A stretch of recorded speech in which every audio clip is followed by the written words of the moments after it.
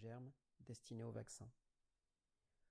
Toutefois, dès cette époque, la valeur de ce modèle animal est vivement critiquée.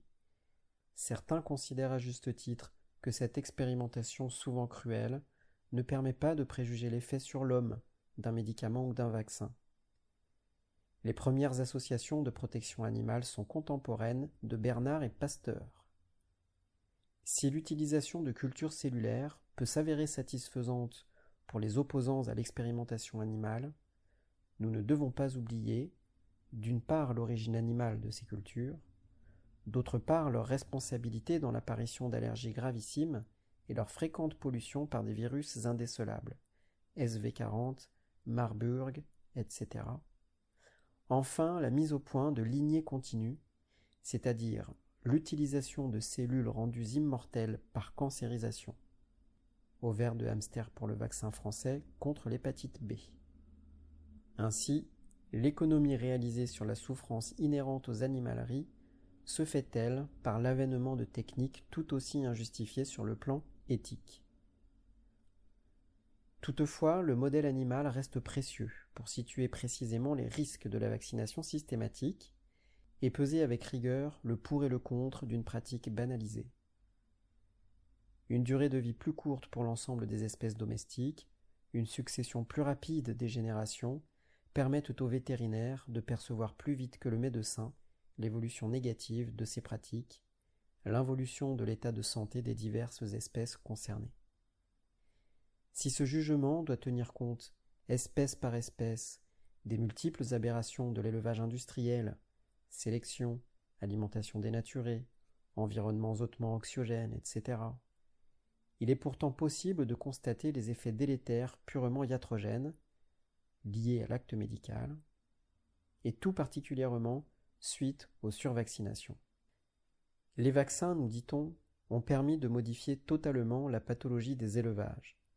D'accord, mais dans quel sens? Citons la flambée des viroses et cancers félins, étroitement corrélée à la systématisation des vaccins multiples.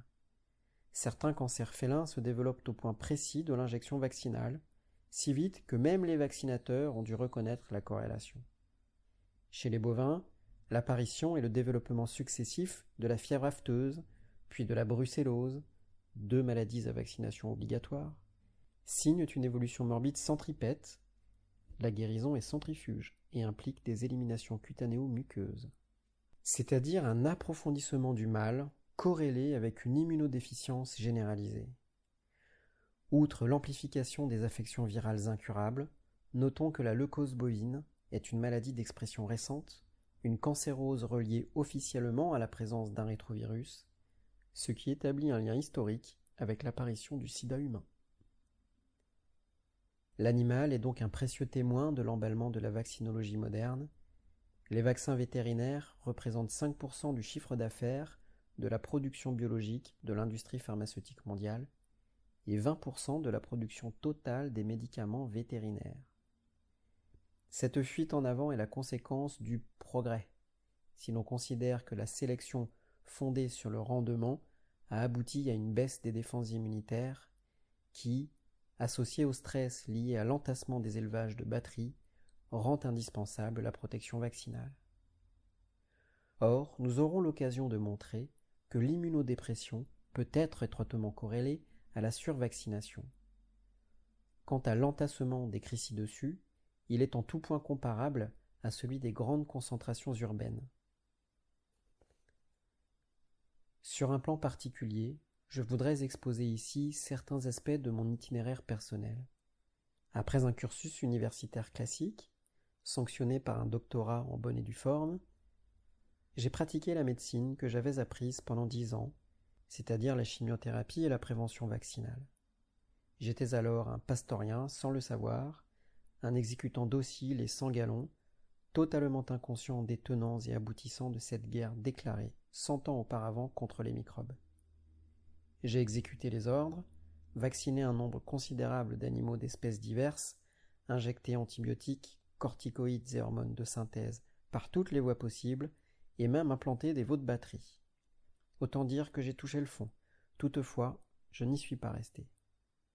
Sans doute affublé d'un gène libertaire, ne doutons pas qu'il sera découvert un jour et que l'on pourra dès lors éradiquer cette maladie génétique, j'ai eu la chance qu'il s'exprime très tôt.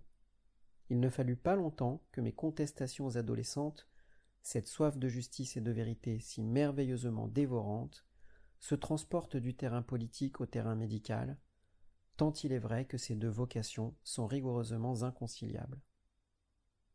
Voici une anecdote datant de cette époque héroïque, à l'origine d'une première prise de conscience concernant certains aspects de la médecine d'école.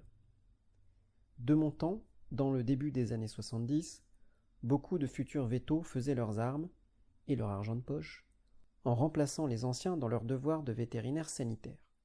Le praticien rural est mandaté et salarié par l'État pour l'exécution des campagnes de prophylaxie obligatoires qui à l'époque consistait à vacciner l'ensemble du cheptel bovin contre la fièvre afteuse et la brucellose, à réaliser le dépistage de la tuberculose par cutie-réaction, test à la tuberculine, et à effectuer les prises de sang pour le diagnostic de la brucellose et plus tard de la leucose.